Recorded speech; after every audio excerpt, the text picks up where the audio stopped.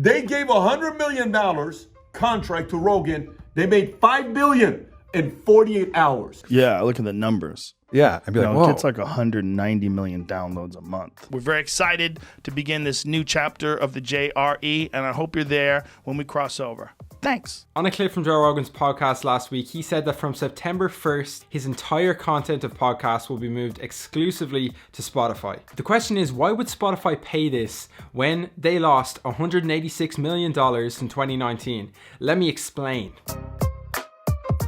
Although Spotify makes a lot of money, it has to pay a huge chunk of that, about 75% of all of its revenues, as royalties to the big bad players in the music scene, Universal Music, Warner, and Sony Music. Netflix have an enormous budget for making original content.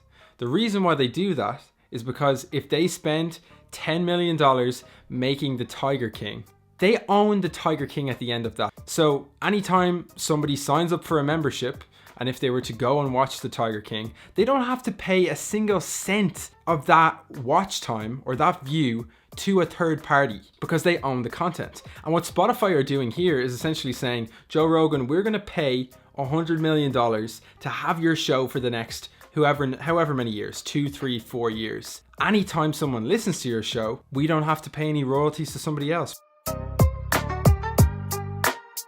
Joe Rogan said publicly that last year, his podcast gets around 190 million downloads a month. Yeah, I look at the numbers. Yeah, I'd be like, whoa. It gets like 190 million downloads a month. If 1% of all of those people, 1.9 million people, were to go and move over to Spotify and to go get a premium membership, $7 by 1.9 million is 13.3 million, which is over $150 million in a year. That would have already paid back the entirety of the money that they've paid Joe Rogan.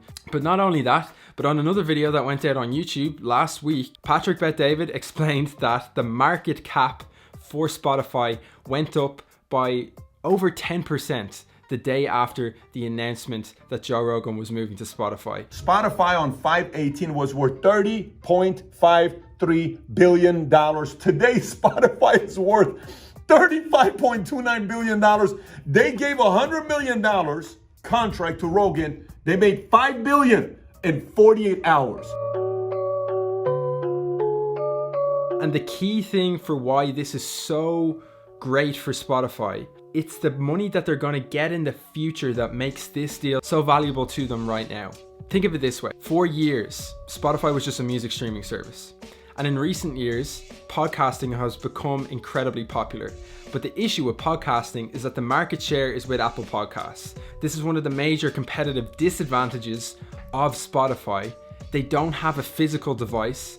Therefore, they have to spend money on sales and marketing to get the brand out, to get people to download the app. It doesn't just come on your device by default. And that's why Apple have been able to dominate the market for so long. But with this move, they're taking the biggest podcaster in the world, moving him exclusively onto their platform and trying to make a move to dominate what is an incredibly growing market. All of a sudden, Spotify don't just have money coming in from music streams, they have it coming in from podcast streams. People getting licensing deals or buying companies, there's always debate around it. Facebook bought Instagram for around $1 billion back in 2012. That was seen as absolutely outrageous, but now it can be seen as an absolutely unbelievable deal for Facebook. Joe Rogan currently has over 8 million YouTube subscribers. He has over 2 billion views on his YouTube channel. He's gonna lose out on all that ad revenue that he was inevitably getting on YouTube. The truth is, we don't fully know how much this will really be worth to Spotify over time, but I do think that if Joe Rogan is able to maintain that fan base over on Spotify, the next licensing deal may be even more lucrative for him. Because this one definitely is not for a decade. It's probably only going to be for 3 or 4 years. I think it'll be very interesting when September 1st comes and when Joe Rogan's library is moved off of YouTube, how many people are actually listening on Spotify. It'll also be interesting to see, and I reckon this is going to happen, Spotify are going to heavily promote the Joe Rogan podcast to get a lot of people to listen to it, to get more monthly active users, which means they're going to get more premium subscriptions, which means they're going to make more money. This was an amazing deal, I think, for content creators. It shows how valuable social media personalities are, and I'm just excited to see how things shape up in the future. Thanks for watching the video. If you did, give it a thumbs up, and I will see you in the next one. Peace. Guys, this video was heavily inspired by my great friend Gary Fox. He made a really cool article on this whole situation. I'm going to link it, first link in the description. It's a great read, and if you enjoyed this, you'll definitely enjoy that article.